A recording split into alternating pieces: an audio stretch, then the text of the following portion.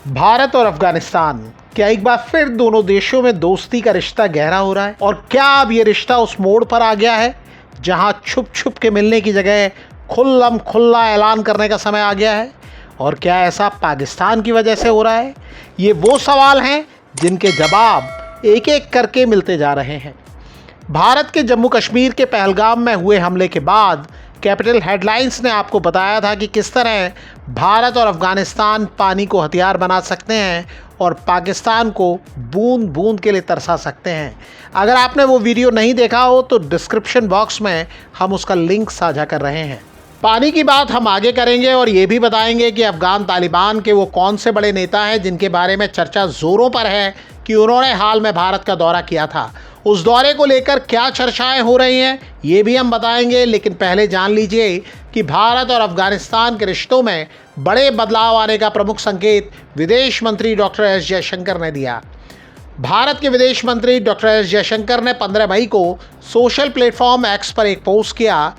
विदेश मंत्री एस जयशंकर ने बताया कि उनकी अफगानिस्तान के कार्यवाहक विदेश मंत्री मौलवी आमिर खान मुत्तकी से बात हुई। डॉक्टर जयशंकर ने लिखा कि मुत्तकी ने पहलगाम हमले की निंदा की थी, जिसकी उन्होंने सराहना की। साल 2021 में अफगानिस्तान में तालिबान के काबिज होने के बाद से ये पहला मौका है जब विदेश मंत्री ने तालिबान के किसी मंत्री से बात की। डॉक्टर जयशंकर ने यह भी लिखा कि झूठी और आधारहीन रिपोर्टों के जरिए भारत और अफगानिस्तान के बीच अविश्वास की कोशिशों को जिस पुख्ता तरीके से उन्होंने यानी अफगानिस्तान ने खारिज किया, उसका स्वागत किया गया है। आपको याद होगा कि ऑपरेशन सिंदूर के दौरान पाकिस्तान ने इल्ज़ाम लगाया था कि भारत से छोड़ी गई मिसाइलें अफगानिस्तान तक पहुंची थीं। तालिबान के रक्षा मंत्रालय के प्रवक्ता ने उसी समय पाकिस्तान के इस दावे को खारिज कर दिया था। विदेश मंत्री एस जयशंकर ने अफगान लोगों के साथ भारत की पारंपरिक दोस्ती का जिक्र करते हुए कहा कि अफगानिस्तान के विकास की ज़रूरतों में भारत मदद करता रहेगा। अफगानिस्तान ने भी एक बयान जारी किया है और बताया है कि भारत से अफगान व्यापारियों और मरीजों के लिए वीज़ा सहूलियतों की मांग की गई है। साथ ही कैदियों की रिहाई को लेकर भी बात हुई है।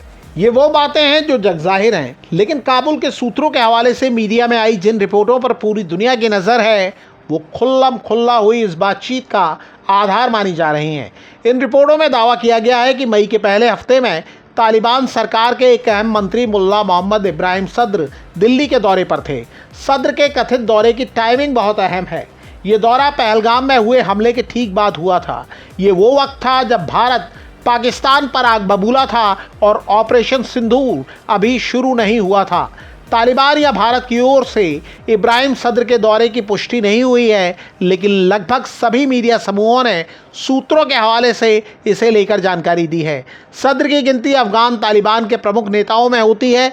वो उप गृह मंत्री हैं और तालिबान की टॉप लीडरशिप के बहुत करीबी हैं। अगस्त 2021 में जब तालिबान ने अफगानिस्तान की सत्ता संभाली, तब भारत ने वहां अपना दूतावास बंद कर दिया था। भारत ने अभी तक तालिबान सरकार को मान्यता नहीं दी है। 2021 में तालिबान की वापसी पाकिस्तान के लिए फ़ायदे की बात और भारत के लिए झटका मानी गई थी। भारत ने तालिबान की वापसी के पहले अफगानिस्तान में बड़े पैमाने पर निवेश किया था। वहाँ की संसद, बांध और विकास से जुड़ी दूसरी इमारतें और सड़कें बनाई थीं। तब माना गया था कि भारत की तमाम कोशिशें बेकार होने जा रही हैं, लेकिन जल्दी ही अफगानिस्तान और पाकिस्तान के रिश्ते बिगड़ने लगे। पाकिस्तान अफगानी रिफ्यूजी को वापस लौटा रहा है, जिसे अफगानिस्तान पसंद नहीं कर रहा। दोनों देशों के बीच सीमा विवाद भी है और पाकिस्तान को लगता है कि अफगानिस्तान तहरीक तालिबान पाकिस्तान यानी टीटीपी को समर्थन देता है। टीटीपी ने पाकिस्तान की नाक में दम किया हुआ है। भारत और अफगानिस्तान के नज़दीकी एक दिन का मामला नहीं है। ये रिश्ते धीमे धीमे मजबूत हो रहे हैं और दोनों देशों का कॉमन दुश्मन पाकिस्तान इसमें अहम भूमिका निभा रहा है। करीब 15 महीने पहले यानी फरवरी 2024 में हेरात के करीब सलमा बांध के निरीक्षण के लिए भारतीय इंजीनियर अफगानिस्तान पहुंचे थे। तालिबान के काबिज होने के बाद से किसी भारतीय दल का ये पहला दौरा था। ये बांध भारत ने ही बनवाया था। फिर इसी साल जनवरी में एक अहम मुलाकात दुबई में हुई। ये मुलाकात विदेश सचिव विक्रम मिस्री और तालिबान के कार्यवाहक विदेश मंत्री आमिर खान मुत्तकी के बीच हुई।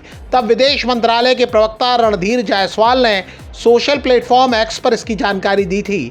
भारत ने तब भी कहा था कि वो अफगानिस्तान के विकास कामों में मदद करता रहेगा। दोनों देशों देशों के लोगों के बीच दिलों के रिश्ते हैं। क्रिकेट भी दोनों देशों को जोड़ता रहा है। अफगानिस्तान टीम भारत में ही प्रैक्टिस करते हुए वर्ल्ड बीटर बनी है। दुश्मन का दुश्मन दोस्त होता है, ये कहावत भी दोनों देशों को साथ लाने में मदद कर रही है। फिलहाल भारत हो या अफगानिस्तान, दोनों ही पाकिस्तान की नापाक हरकतों से परेशान है। तालिबान कुनार नदी पर बांध बनाना चाहता है। वो चाहता है कि ये बांध भारत बनाए। पाकिस्तान इसका विरोध कर रहा है।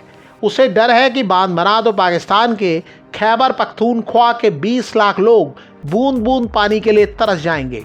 हालांकि जिस तरह पाकिस्तान से फिलहाल भारत और अफगानिस्तान दोनों ही परेशान हैं, उससे लगता है कि ये दोनों देश अब खुल्लम खुल्ला एक साथ आगे बढ़ेंगे और इसके साथ पाकिस्तान की मुश्किलें भी बढ़ती जाएंगी।